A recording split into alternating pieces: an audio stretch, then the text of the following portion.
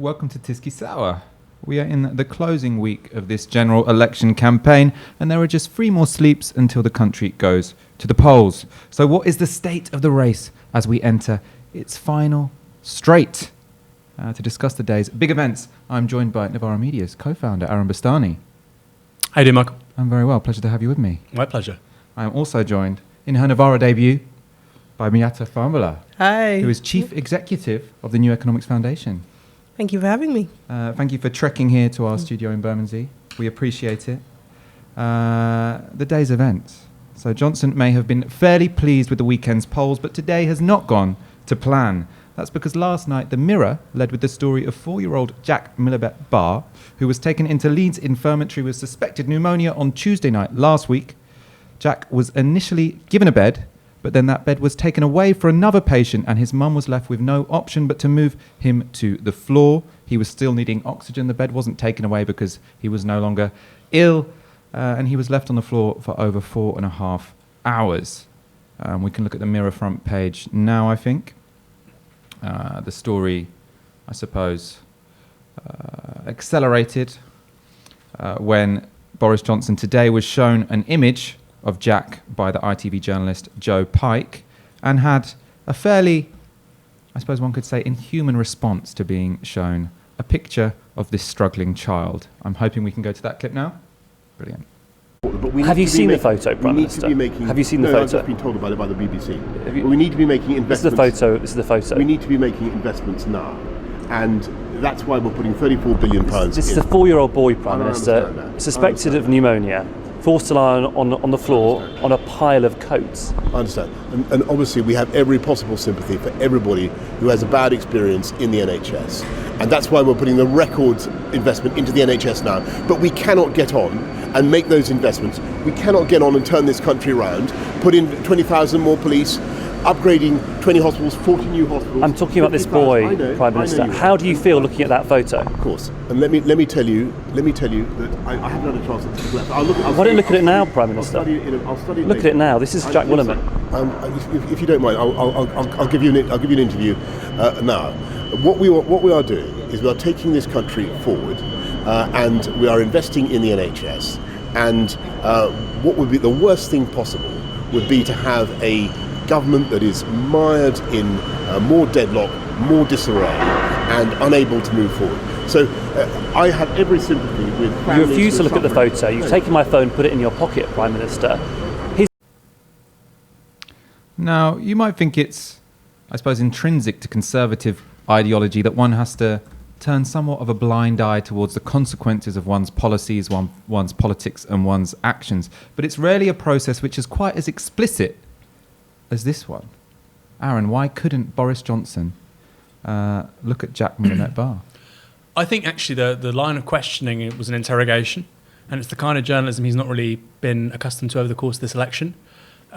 Basically, in this country, as viewers will know, other than the BBC, the rest of the broadcast doesn't matter that much. And so to get access, they have to be very soft. We see this in particular, for instance, with Robert Peston. Channel 4 chose not to do that. What happens?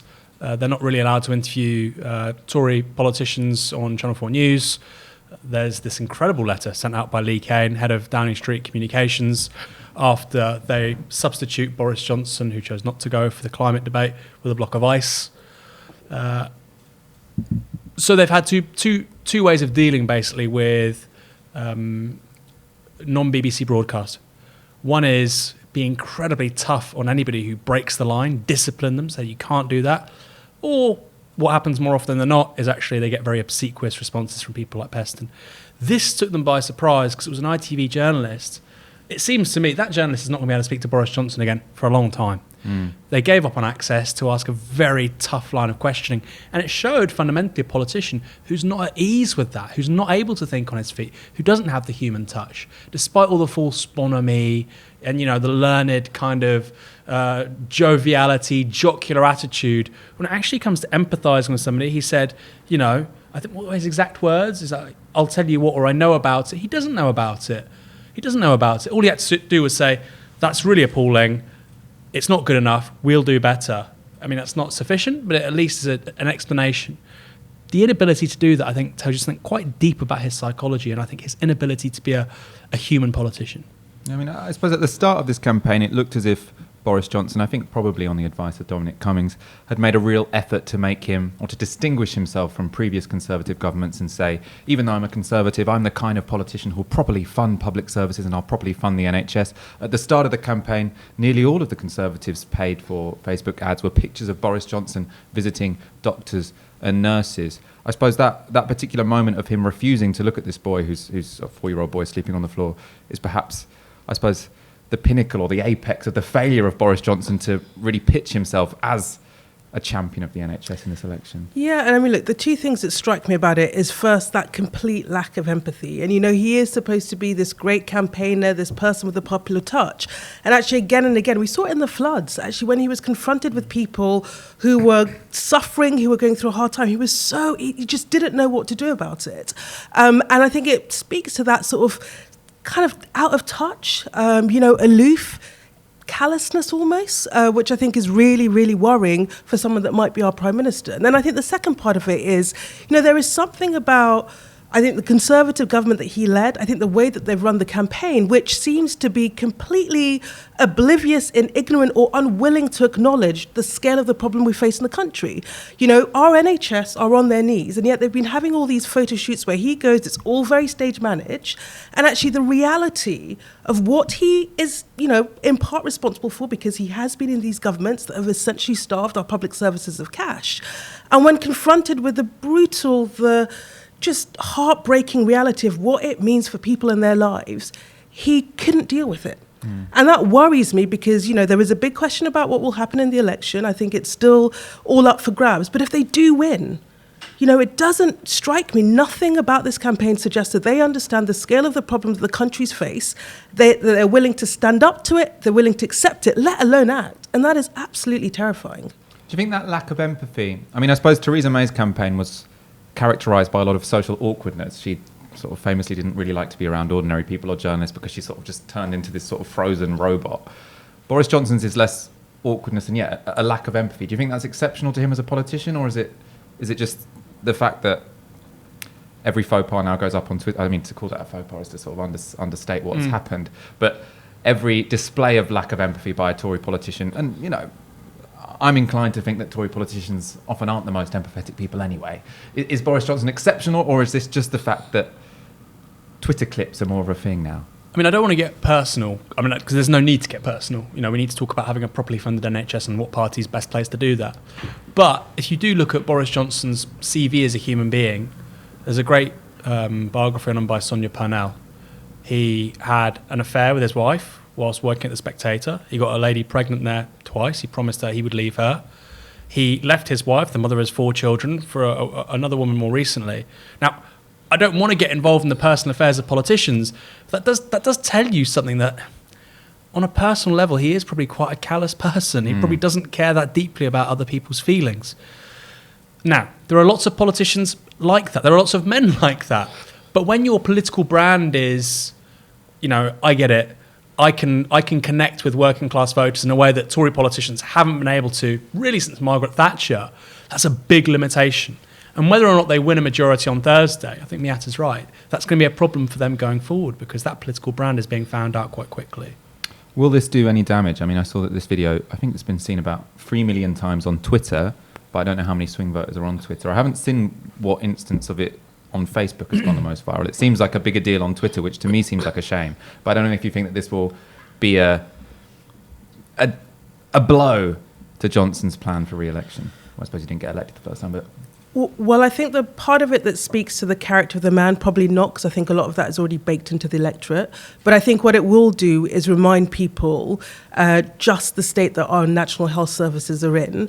And it will sort of put in their heads, actually, is this the right person to take this on? Is this the right person that's going to save the NHS that doesn't really get it? And I think that's where it could potentially be quite damaging. The Conservatives are probably quite lucky that this election is happening at the start of the winter as opposed to 6 months into it, because there's every sign that there is going to be a winter crisis this year that is just as bad as the ones that we've had for the previous 4 or 5.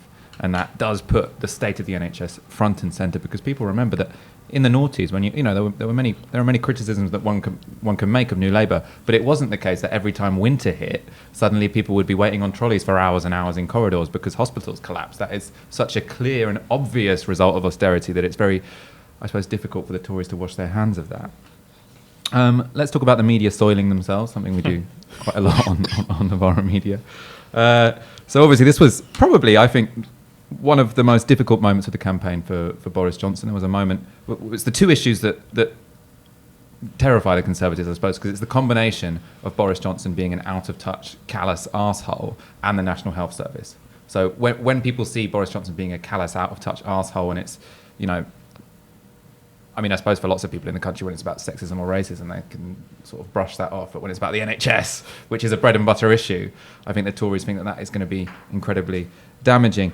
And, what would the Conservatives like in that moment? It would be for some sort of other controversy closer to the mic. I always think I'm normally too close to the mic because I sort of shout into it, but I needed to be closer today.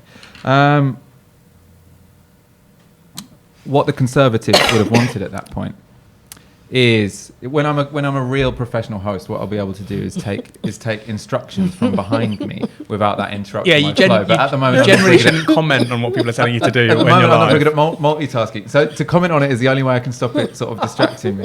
Anyway, you guys just have to know what I'm thinking at all times.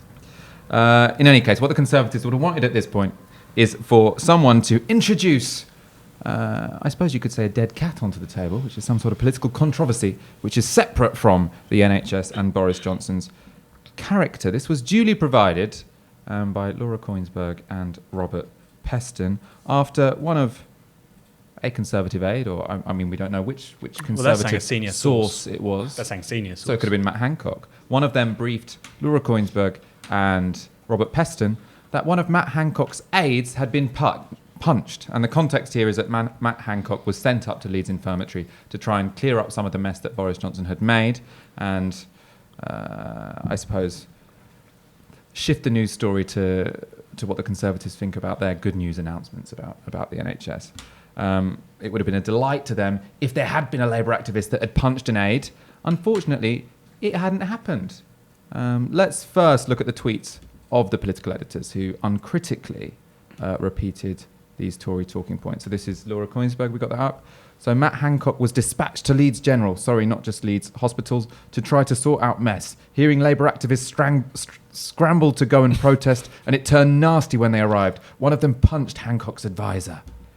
Then we've got Tom Newton-Dunn, who's the political editor of The Sun. Today is getting nasty. Matt Hancock's special advisor has been allegedly punched by a flash mob of Labour-supporting activists outside Leeds Hospital. The health secretary had been dispatched there to deal with the fallout over 4-year-old Jack Wilmot Barr. And then finally, Robert Peston. It was Matt Hancock's advisor, that's an at, so I'm not quite sure what it...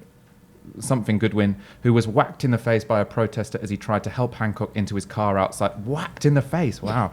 Outside Leeds General Hospital. Police on scene. All sounds very unpleasant. Can I just say, I'm told by a witness there was no police there, as the video makes quite clear as well. Can we get up the video now?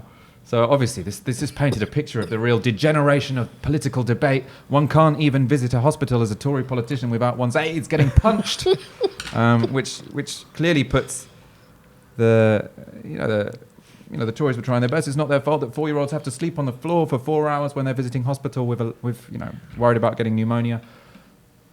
But Labour are to blame when their activists beat up aides, except it didn't happen. Let's look at the video. Shame on you, Matt Hancock! 4-year-old, shame on you, Matt Hancock! Shame on you! 10 years of underfunding this system! We do not want you in this city! We do not want you in this country! You are not welcome in this brown hospital! You are not welcome in this hospital! You are not welcome in this country! Sleeping on the floor of hospital! And you look after these people. They've devastated our country. They've absolutely devastated our country.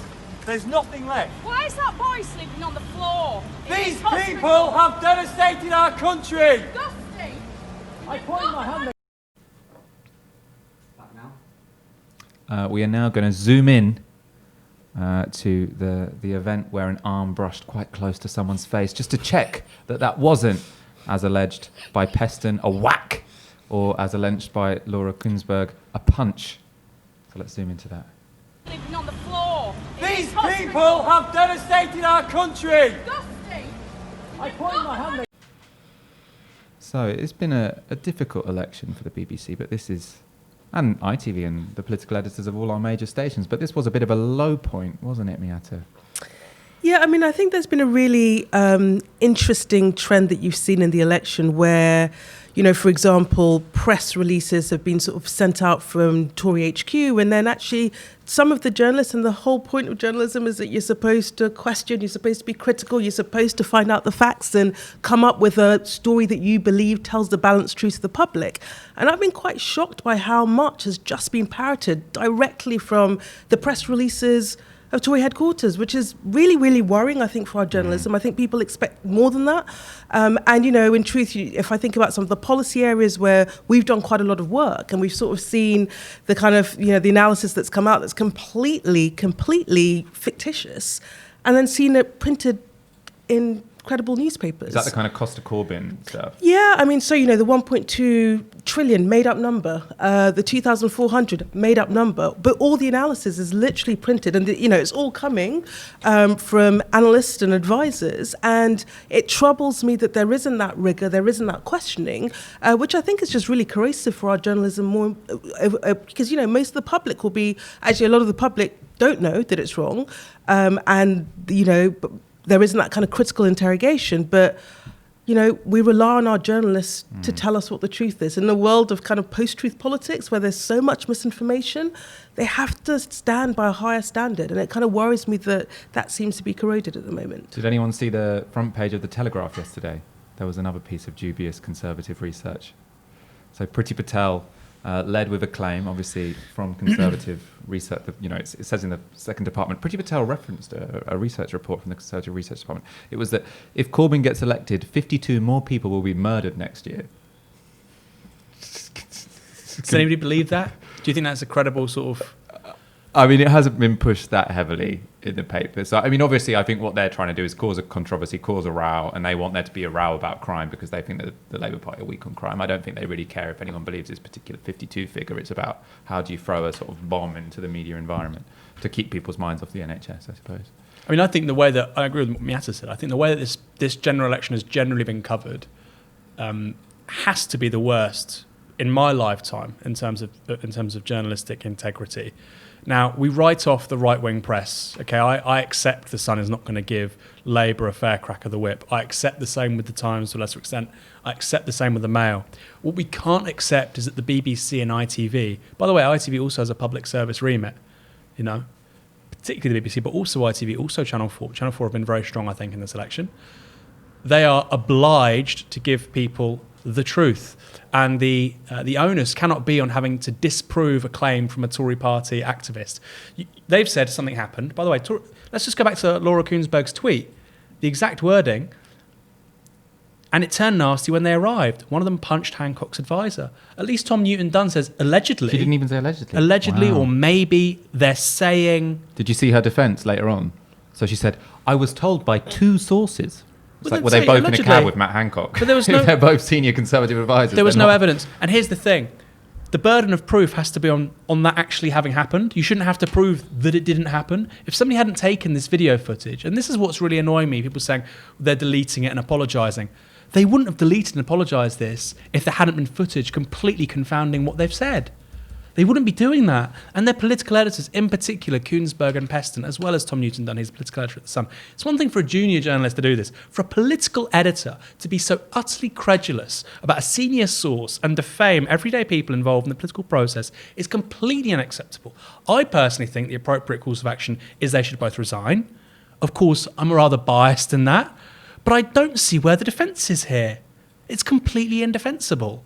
So what I would say, trying in their defence, is I think a lot of our journalists are working on the old school form of politics, right? So they think that there are certain rules of the game. They think that there is, you know, a certain onus on sources to actually tell the truth. And actually, over the last, I'd say sort of 6 months, you know, there's a form of politics that's been pushed by Dominic Cummings, that's been pushed by Boris Johnson, that is very different. They will misinform. They will tell half-truths. And I don't think all the journalists have quite caught up to that.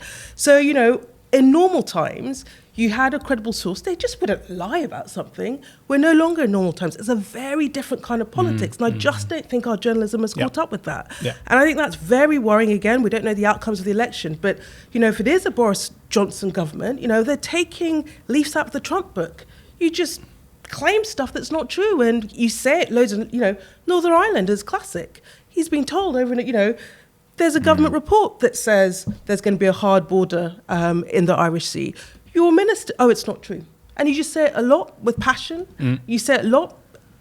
And actually somehow it flies. And so I think there is a shift in our politics that's really dangerous, that's imported across from the US. And I just don't think our journalists are ready for that, or they've caught up for it. And it requires them to completely shift the game, because you now can't rely on sources. You actually have to go out and find the truth, because there will be misinformation all over the place. I think that's I agree with that. It's clearly something that has changed in the last 6 months. And it was remarked on by Peter Oborne with a great deal of acuity and intelligence.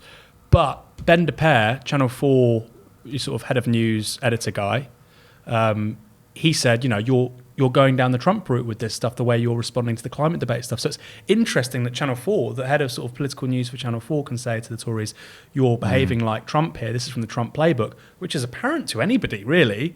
And yet the BBC can't do that.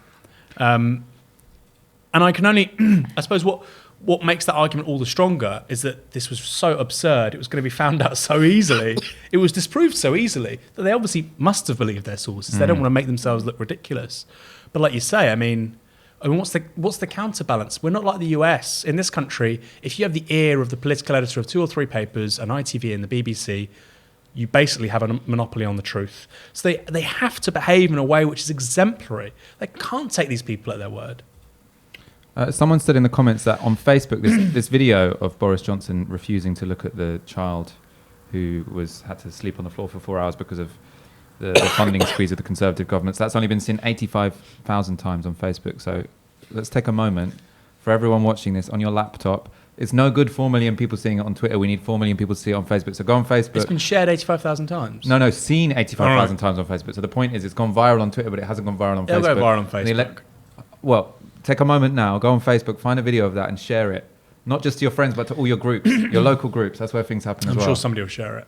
I reckon that will get more shares than the Nicky Morgan video, which I think so far it's got like 120,000 shares. It's got like 8 million views or something. Yeah. All right, we're going to talk about migration in a moment. But first of all, you're watching Novara Media. You're watching Tisky Sour. As you know, this show is only possible because of your kind donations. If you are already a subscriber, thank you very much. If not, please go to support.novaramedia.com and donate the equivalent of 1 hour's wage a month. If you already do that, think about giving us an election bonus. Also, make sure you are subscribed to our YouTube channel. Keep your comments coming. We'll go to your questions at the end. Like it on YouTube, share it on Twitter, share it on Facebook. Okay, let's talk about migration. Now, both parties coming into today had some issues in the grid. For neither of them, I think, actually, it was, this kid sleeping on the floor, I suppose. This was an accident that happened. It wasn't something that was planned by either of the political advisors of either of the parties. In the grid for the Conservatives, it was migration, Brexit and migration. So we're going to get up a Times article. Oh, and potentially, actually, although I didn't put it in, did we get a Sophie Ridge clip of Johnson talking? We didn't get it? That's my fault. So let's look at the Times quote. So Boris Johnson is leading on the idea of an Australian points-based system. And speaking to Sophie Ridge yesterday, he said, I've said that what we want to do is bear down on migration, particularly of unskilled workers who have no job to come to. And I think what's happened over the last couple of decades or more, you've seen quite a large number of people coming in from the whole of the EU, 580 million population, able to treat the UK as though it's basically part of their own country.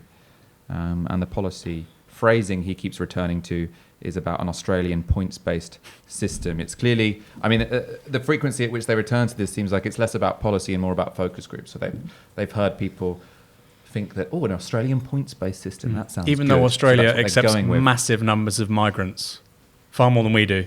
Yeah, I assume the focus group thing is because people think of Australia as a white English-speaking country, and they're like, yeah, that sounds like it's kind of open, it's kind of foreign, but it's also kind of white, and they speak English, and we feel comfortable with that. Which, I assume that's the thought process.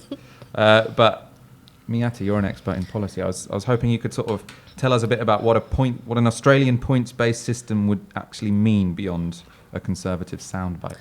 Well, so I think the truth is I don't think there's actually any detail in their particular policy beyond the soundbite.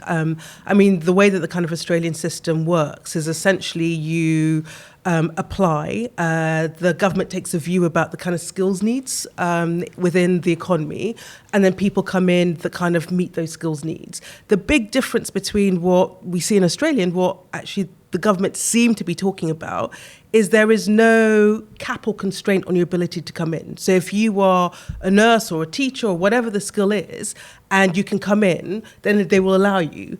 Whereas here they're saying, well, you have to have the skills and you have to have a job. And that's different. And I think it kind of speaks to the heart that, you know, to be fair, if you want to be kind of generous to the government, they have shifted away from Theresa May's, you know, ridiculous net migration target of 100,000 that they were never going to meet. They're trying to talk a slightly more liberal language around kind of migration. But the fact that they're talking about particularly kind of low skilled, which, you know, our economy is hugely dependent on, you know, so, you know, this summer, their estimates that the agricultural sector was hugely hit because people weren't coming in to pick fruit. The construction sector would pretty much collapse without migrant labour coming in from the EU. So, you know, he talks about, you know, people who are talent, ballerinas will let in, but actually unskilled labour we won't. And actually that makes absolutely no sense. So I think they're still conflicted about what they're trying to do with this. I don't think they've worked through the detail. But you either say we need certain skill sets to come in and find a job, or you say, actually, we're trying to get down migration. I don't know where they are. I think it's kind of worrying that, you know, for me, one of the really positive things I think over the last 6 months is that migration and immigration has gone down the political agenda. So if you ask voters their top issues, it's no longer immigration. 2 years ago, it was right there at the top. And in my view, partly because it was stoked by politicians and politics. And Brexit, we saw it kind of come to the fore of the debate, and it's now subsided. And actually, I think it's really worrying that in the last week of the campaign, they chose to focus on immigration. In the last week of the campaign, they've suddenly said, we're going to bring numbers down, which they hadn't said before. And I really hope this isn't a precursor to trying to stoke the old politics of kind of othering, the old politics of blaming the immigrants, probably in advance of hard economic times that we know are coming. Because they're desperate for migration to be sort of on the top of the news agenda over the next few days, because it pushes out the NHS and it has this association with Brexit, which they think is their strong point. But also the Brexit line isn't getting through that much. You know, it's not working like they thought it would. So there was about 50 videos that have been produced by a digital consultancy. They've got Westminster Intelligence, I think it's called, something to that effect. A bit of a scoop on it. And basically the videos they're using, which are micro-targeted at Leave voting seats, aren't actually talking about Brexit. They're talking about hyper-local, austerity-driven issues. So clearly Brexit's still their number one thing, but I think they're sort of tacking explicitly to migration. Often the Brexit debate's been a sort of dog whistle, it's a nod hinting at migration. I think explicitly talking about it sort of maybe tells you that they haven't got as many seats locked up as they thought. I don't know. I mean, if their internal polling was saying we've got 120, I don't think they'd be doing this. I might be wrong, but it seems a strange move, and it's very much the kind of Linton Crosby sort of stuff that apparently they were trying to move away from. If you're already perceived as an anti-liberal, authoritarian, right-wing conservative, and you're losing voters to the Lib Dems or potentially even Labour because of Brexit, it seems a strange thing to do. But, you know, we'll find out on Thursday, I guess.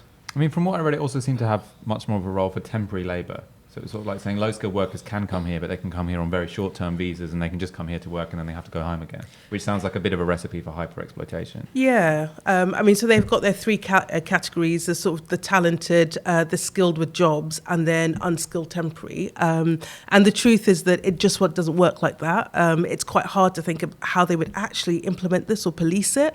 But more importantly, if you do have, you know, low-skilled labour that can come in with very little rights, very little ability and leave of stay, actually that is a recipe for exploitation. And for me, you know, migration is only an issue insofar as there are parts of our economy where people have been undercut, where wages have been undercut, where rights have been undercut, and people are legitimately worried, and where they're seeing public services squeezed.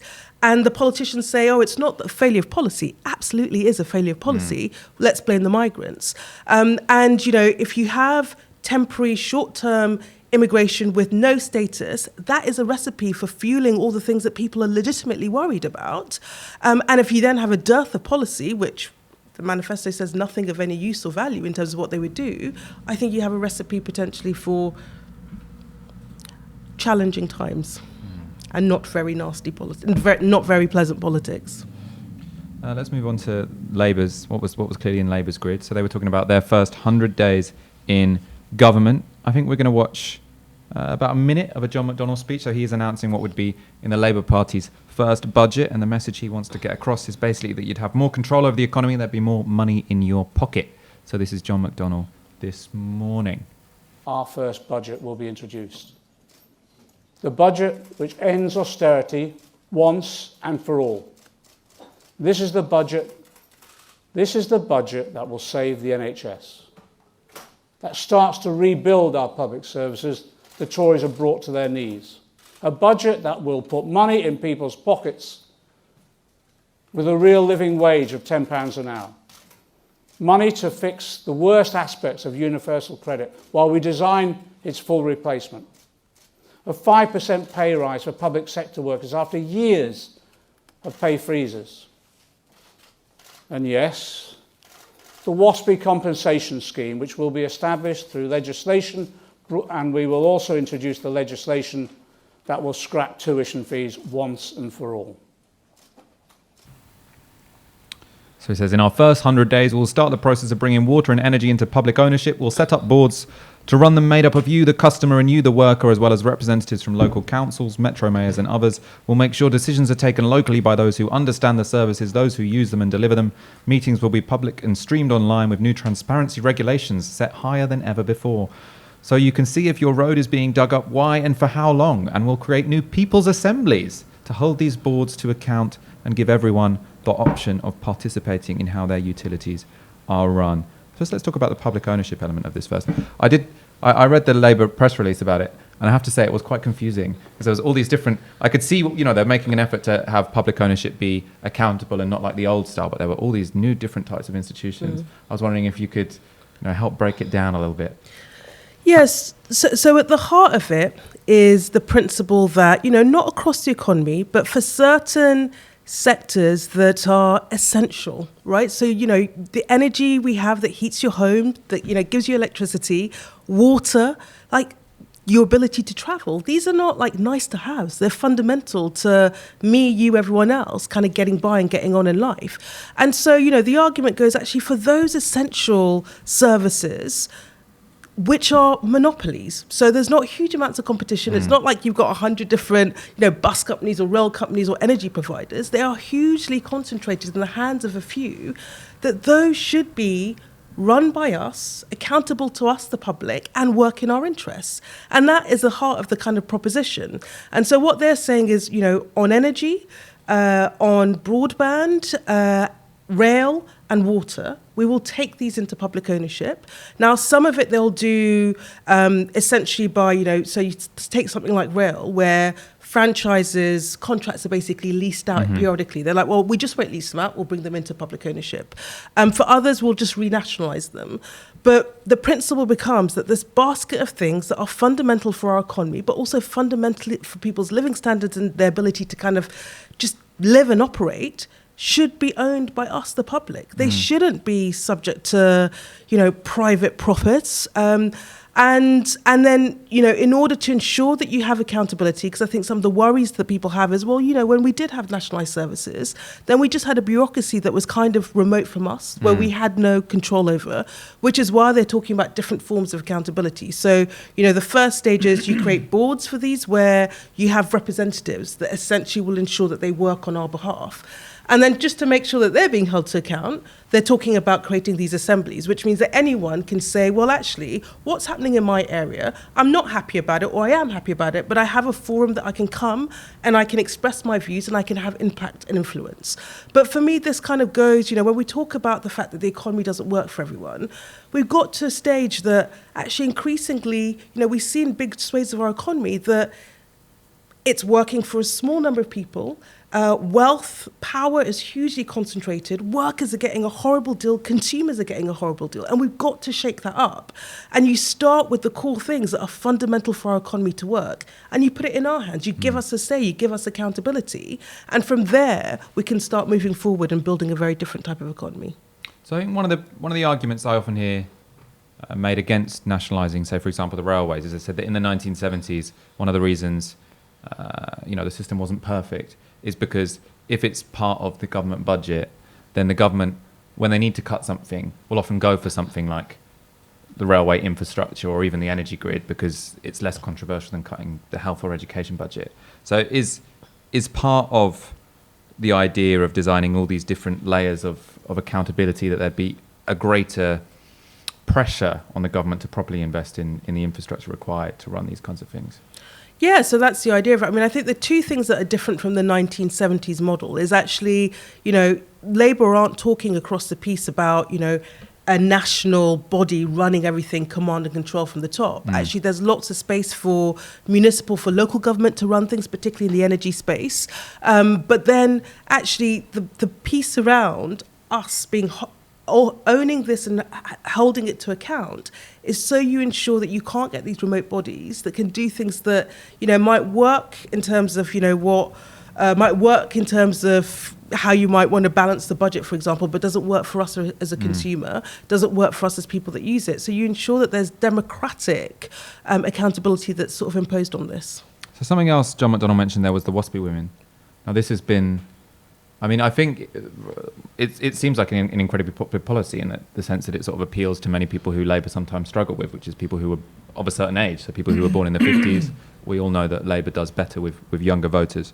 So there's clearly there's a reason that the Labour Party have chosen to reverse the pension changes that were made to women born in the 50s. But what has been thrown at them a lot is that this is very expensive and this involves lots of borrowing, and you can't use that same line that Labour tend to about borrowing to invest, because this isn't an investment, it's current spending. So how do you think the whole announcement with reference to WASPy women has gone in this campaign? How would you say, for example, if you were speaking to someone on the doorstep, I don't know how often this happens on the doorstep, to be honest, but just hypothesize here. They said, you've promised this huge giveaway to the WASPy women and you've got no way to pay for it. How would you respond to that? I mean, you can say, I've got a response, but you probably have a better response than I do. Go for it. I think the thing that's missed out, so the difficulty is Labour went to pains to cost all its proposal, because actually in 2017 the big, where's the magic monetary, how are you going to pay for this? And so actually every single penny in its manifesto that was committed, they explained how they were going to pay for it. And so why the WASPy commitment is difficult is that it wasn't in the Grey Book. So it was suddenly like 56 billion. That sounds like a huge amount of money, because it is. Where is that coming from? Now, their argument is there is a kind of court case that is underway, and if it goes the way of the WASPy women, which it ought to, then actually it doesn't matter who the government is, you're going to have to find the money from this. And you find the money through what they call headroom, but headroom is just borrowing. So their argument is actually there is a moral case here, but in any case, this might happen to Tory government even if they don't make the commitment, and in that instance you just have to find the money. It happens all the time. There are things that you don't plan for in your kind of budget, which happens, and government just needs to respond. And they say this is within this category.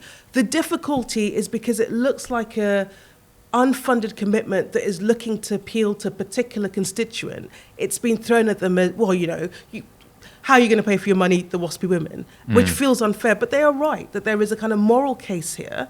And actually, it doesn't matter who the government is, you're probably going to have to stump up the cash anyway. And that doesn't detract from the fact that most of their programme are costed, are funded, and they're clear where the money is coming from. So, I suppose in a strange way, you can look at it a bit like a war, right? Because in current spending, you often think about it's recurring, it happens every year, and the idea is that if you are spending a lot more than you're making every year, you're on an ultimately unsustainable path. Whereas if you've got this one-off huge spend, and no one ever asks whether or not a war was affordable, and this is a one-off spend because it's purely to reimburse women who were born in the 50s, their pension age or their retirement age was raised, which meant that they're worse off than they were promised when they started their working careers. The government has to reimburse that. It's a huge amount of money, but it's a one-off payment, or a payment that only lasts a decade, at which point it'll be cut off. And so Should Labour say it's a bit like a war, or do you think that would be a dangerous line? Well, like a war, or bailing the banks, or whenever there's an emergency, if there's a kind of national crisis, there's a flood, there are always these moments where it's not in our day-to-day budget, but we have to respond, and you find the money. And very often you find the money through borrowing, and it's exactly the same. And to be fair to them, they have made that argument, but I think for those that want to make political hay of this, they will make political hay of it. Aaron? Yeah, I mean, you do it because it's the right thing to do. Secondly, you do have, I mean, you're saying, clearly there is an electoral sort of impulse behind it, obviously. I think one of the major variables in what happens on Thursday is older women in leave voting constituencies that could actually swing it for Labour. So it's a very good argument for the Tories to say, basically, you're sort of stuffing the mouths of these people with money in order to basically keep hold of the seats you need to keep hold of to form the next government. At the same time, I mean, I'm not a lawyer, but from what I've seen of the particulars in regards to the case, it seems that they've got quite a strong argument. But then you say that for lots of things, for instance, changing the interest rates on student debt. Also, I mean, how can that be legal? But I think the headroom thing's a good one. And I say it's the equivalent to a natural disaster. You know, millions of people all of a sudden having a public pension taken away from them. Why is that any different from a hurricane or, you know, a disease of some kind? Can I just quickly say, by the way, we've got 1,765 people watching this, but we've only got 361 thumbs up. So right now, hit the thumbs up because it really matters to us ahead of Thursday. And come on, it doesn't cost you anything to like the vid. Why are you being so coy?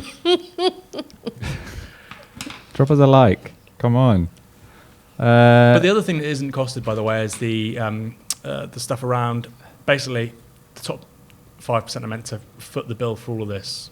It's on waspy women, but there's also this thing around changing marriage, sort of the tax code for married couples, which, you know, it's a bit of a kink, which wasn't there in 2017. You know, in 2017, Labour's spending commitments were bulletproof. This time there are a few weaknesses, because it is true. If you're on £25,000 a year and you're married, you overall, obviously, you're going to be much better off. But this is actually a bit of an increase in your taxes. I think it's maximum 400 a year, isn't it? So they're ending.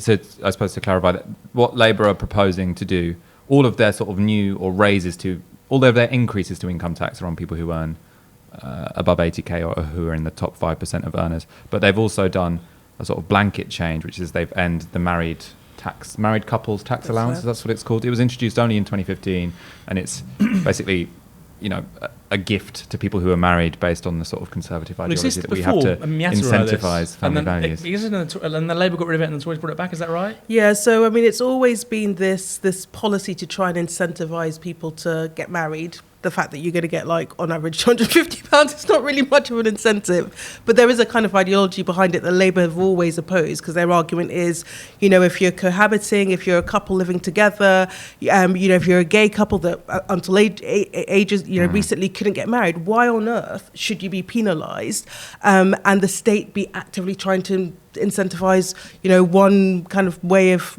one kind of life choice over another. I think that the sort of it is annoying because it doesn't raise a lot of money, and they weren't upfront about it. And actually, if they'd just said, we've never agreed with this, we think it's actually wrong to essentially, you know, favour a particular, you know, form of cohabitation over another, and on principle we're going to abolish this, it wouldn't have been an issue. But it was sort of tucked away in the grey book, and therefore could be weaponised, and it has done. So it doesn't actually do anything for them. It doesn't really raise that much money. They could have easily not included it in, and actually no one would have known it's the sort of thing that you could do in government quite quietly, because actually other advantages far outweigh that. But the fact that it was in there, they were silent on it, and it goes against their claim that essentially all of the funding for their day-to-day spending sits on the shoulders of corporations and 5%. It's just an easy attack line that they probably should have sort of spotted early on and been on the front foot for. But it was somewhat I remember that, didn't the BBC do a sort of push notification that was Labour admit that there will be higher taxes for ridiculous. People on all incomes? And it is a small amount. Yeah. Let's be honest, it's a small amount of money, and it's for a very justifiable reason. When you're the most left-wing leadership in arguably a century, I mean, you have to accept that people will exploit those opportunities and misrepresent your policies. But as Miatta said, you know, strictly speaking, it's not the top 5% that are footing all the taxes now.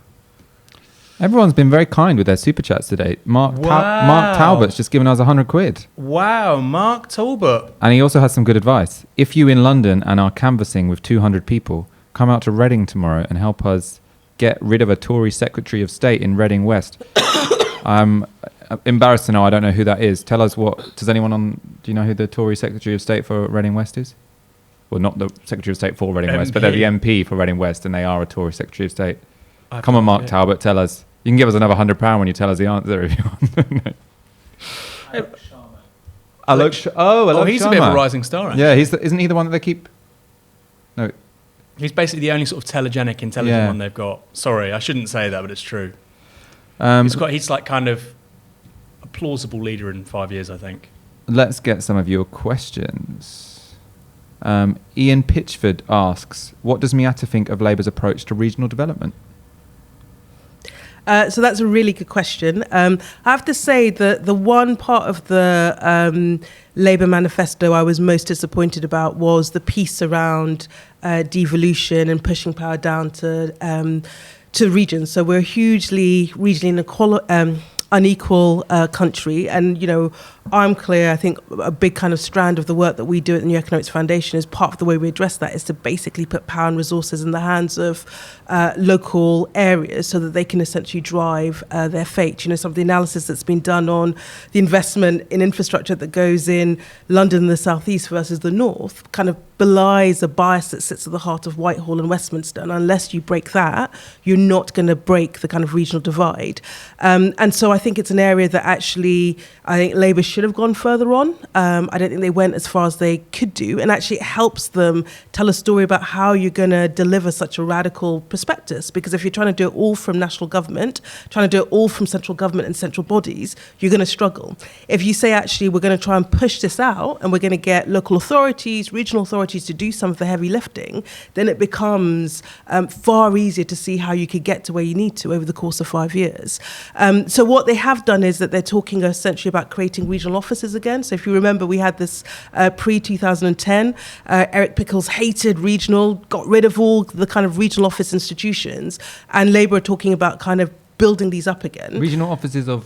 What's a regional office? So that's a good question. So we're essentially, I think we had about six regions. So the Northwest, for example, the Northeast. And these were almost kind of outpost government departments. So, you had a central government department. It had lots of kind of tentacles out in each of the regions, essentially trying to drive economic growth at the regional level, trying to invest in infrastructure, trying to invest in skills and other social infrastructure. And it kind of worked to the extent that it tried to essentially push resources and decision-making outside of the kind of Westminster Whitehall bubble. I think where it fell short is that there was no kind of democratic ownership or accountability of it, because essentially it was bureaucrats that were out there. And I think the thing that we've got to get right this time is to say you put it in the hands of people who are the democratic representatives of areas. So we talk about, for example, city regions. So people see themselves as, part of Leeds city region in a way that they might not see themselves as part of, Hull and Humber and Yorkshire. And that way, if I see, oh, right, those people are making decisions on my behalf. I know who they are. I know where they are. I know if they don't make the right decisions, I can boot them out. And I can see the difference they're making to my life. So it means that if a government comes along and says, actually, we're going to scrap all of this, you suddenly have a body of people out there in the public that says, no, actually, this is having a material impact on our area. Get out. And we just didn't have that. And the risk of just creating tentacles of the national infrastructure institutions is that it has no root out into communities. And in the end, the one thing the Leave campaign did get right is people do want to take back control. They want that sense of agency and purpose. And that's why actually thinking about ways in which we democratize our institutions, how we push power down, is a really, really important part of the project. At the same time, I suppose potentially one reason why that didn't make it into, or something as ambitious as what you're talking about didn't make it into the manifesto, is that when it comes to sort of like populist politics, actually creating new democratic institutions have often had a fairly, they've struggled historically to gain mass support because you have these campaigns that say, we don't want more politicians and this is just going to be a waste of money and more layers of bureaucracy. And I think many of the devolution referendums failed, didn't they? Yeah. But it's also about personal stake, right? So, Miatta talks about one policy, which is the regional development agencies, which it was a really smart policy. It was a really smart centre-left policy. Baby bonds, green energy bank, in-work tax credits. There was lots of really smart policy by Labour, but politically, actually, when the Tories were on the up, they could never defend it because it was too arcane to understand, and they didn't feel like they had a sort of a personal or a collective investment in it. And something like Right to Buy, very different. there's a policy, you suddenly own your house and previously you didn't. It's a very different relationship all of a sudden to adopt a Marxist term, not the means of production, but to, you have a different kind of interest relationship in terms of your material interest to society. And so, Labour have to think about policy in that respect. How do you democratise things, but also how do you change fundamentally people's psychology to ownership and to the communities around them? One is, of course, John McDonnell's worker ownership funds. Very clever policy. So it doesn't have to just be, new city. I'm a big fan. Clever policy that hasn't appeared in the election at all. I'm a very big fan of metro mayors, but it could. I suppose potentially that's the kind of policy that would get more popular once you're in government, because I think they must have. I mean, the fact that sort of the inclusive ownership fund hasn't appeared in the election, I think, is presumably because they just thought it was a bit too complicated. Yeah, I mean, I think because in terms of game-changing policies, this is a game-changing policy. Kind of, it goes to the heart of actually if you can shift the kind of the onus within everyday businesses so that workers fundamentally have a stake and own it, it begins to change the nature of our economy. And I think it is strange that it didn't sort of feature more. And I suspect part of it was like the last time it had an outing around, conference, a couple of years ago. I mean, the backlash was ferocious. The backlash from business was ferocious. And I guess there was a kind of worry that might play out again. But, what I've always said about employee ownership is actually when you look at the evidence, right, it's not just that it kind of confers benefits onto workers. It's the fact that it actually drives better business. So all the evidence suggests it leads to kind of better work engagement, participation, productivity, and actually higher profits. And actually the argument they should have been making is, this isn't ideological. It works. It works for business. And fundamentally, in a world where we have had this huge imbalance between the power of workers and the power of capital, where we've managed to get away with 10 years where wages have been stagnant while profits have been going up and dividends have been going up, that's not sustainable. It's not right. It does not create an economy that people have a stake in. And this is a way of changing it. And yes, it works for workers, but it works for businesses as well. And that for an organisation like ours, where we've been a big kind of advocate of employee ownership and the inclusive ownership fund, it's an argument we need to sort of take out to the public because it's hugely popular. People get it. They're like, of course. Yeah. Why would workers not have a stake? And I think actually making the argument that this is not some kind of rampant Marxist takeover, but it's fundamentally good for the economy, it's good for business, as well as good for workers, I think is an argument that we can and we should be trying to win. Also, the YouGov poll that was done with IPPR probably about 3 weeks ago, actually on precisely this policy, hugely popular, like 65% plus support. So the idea of workers, sharing the profits of the businesses they work for, instinctively people agree with it. It's interesting, actually, because it also isn't one that the Conservatives have identified as weak.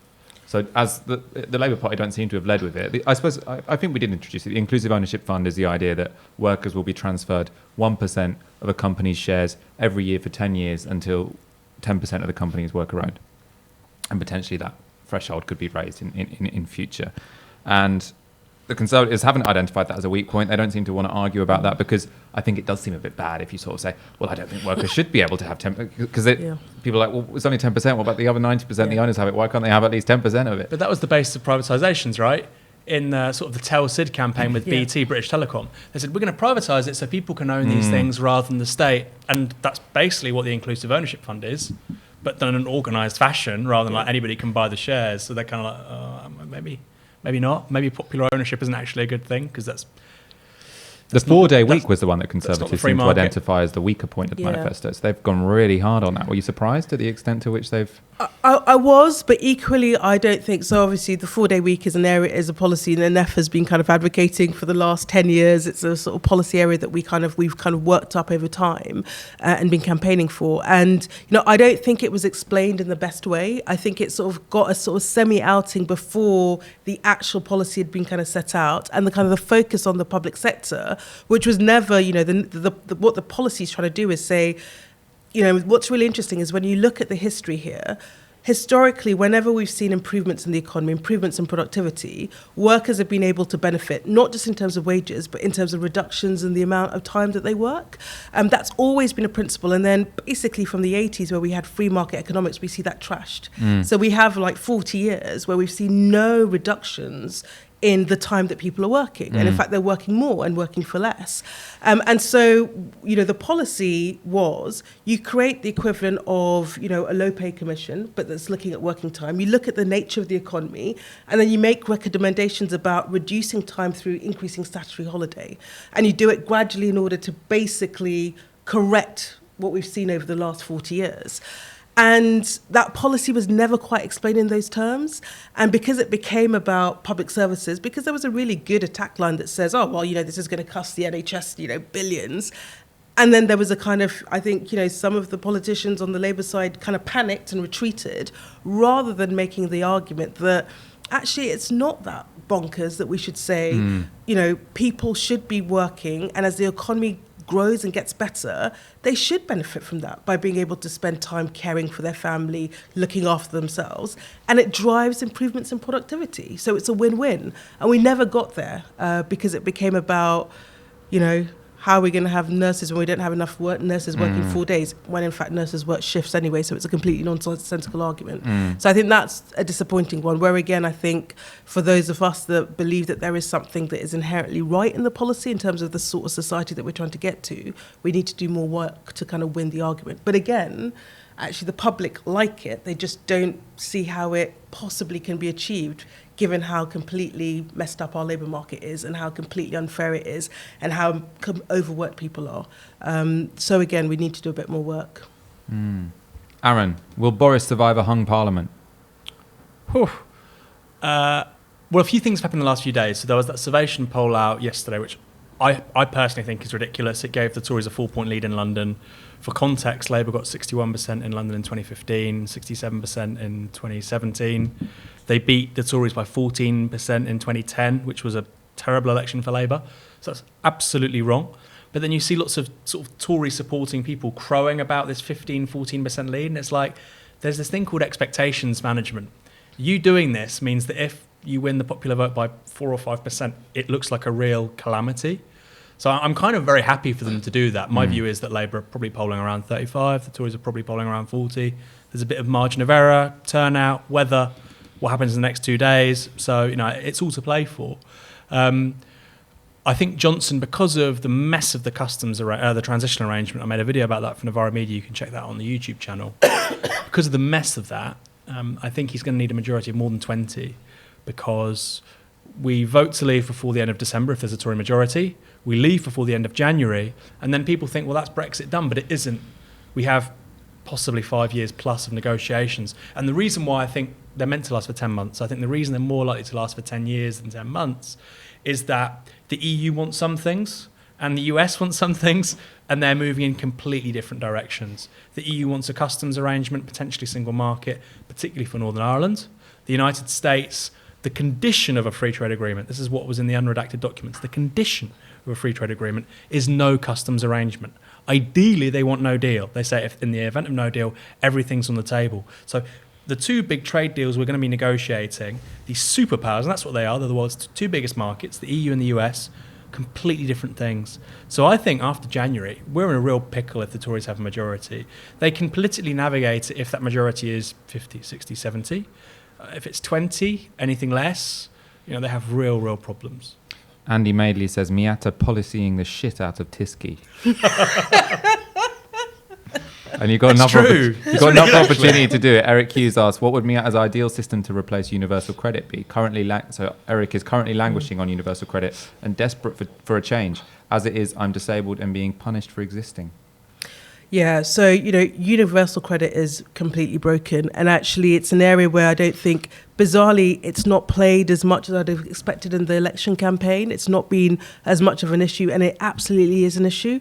And so, the thing that we are talking about is, we need a system of minimum income protection where, we recognise that particularly, people who because of disabilities, will not be able to engage in the labour market fully. But also, actually, the way that our labour market is moving is that increasingly people are going to be in and out of work. This is the new norm. And you need a social security system that reflects that. So we should have a kind of, a minimum floor where we say, for every person that lives in this country, irrespective of whether they're in work or out of work, there has to be a floor below which we think no one should fall. So that means that you have enough money in order to feed yourself, feed your kids, be homed, look after yourself. And I believe that that should be the right of every citizen in this society. And one of the, what we are sort of talking about is that we talk about a kind of weekly national allowance. So we would, we've advocated scrapping the personal allowance, which is hugely regressive, and saying, everyone gets a cash payment. And whether you're in work or out of work, except for those at the very top, you get a cash payment. And then we would then supplement it with, getting rid of universal credit and actually creating a social security system that generally ensures that people have enough to live well if they're not in work. And then the critical part of it is that, our public services are kind of, they are social...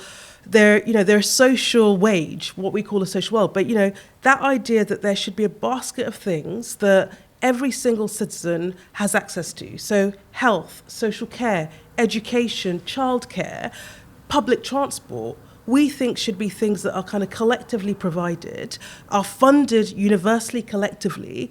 And actually it means that no matter who you are, what you earn, whether you're in work or out of work, you have that as a basic protection. And if we're trying to move towards a society where actually everyone can flourish, where we're trying to move towards a society where people aren't just kind of relegated to the side because collectively we're not able to look after all of us, that has to be what we move towards. So a minimum income plus universal basic services is the way that basically we build life back to our welfare system.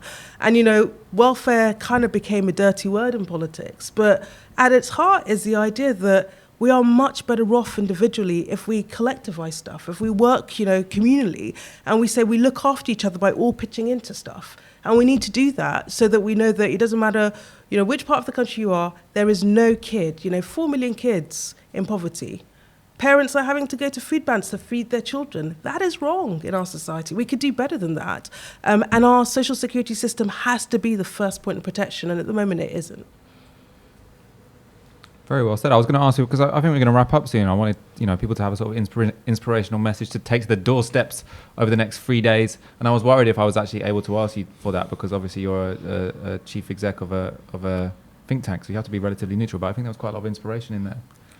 Aaron, what should people go to the doorstep talking? What are the talking points of today? People need a bit of inspiration to go out in the cold over the next 2 days to try and kick Boris Johnson out. Well, I don't want to inspire anybody. I just want to talk about the facts, really. It's about being empirical. And the facts are there are about 80 seats where if Labour win all of them, from seats they should win, from Hastings to Southampton, Itchin, to maybe one of the seats in Plymouth, Swindon, these are target seats, presently Tory, to defending places like Bolsover, Barnsley, Grimsby, Lee. If they win all those seats, they form the next government. If they lose all those seats, the Tories get a big majority. And the margin in these seats is 5% or less.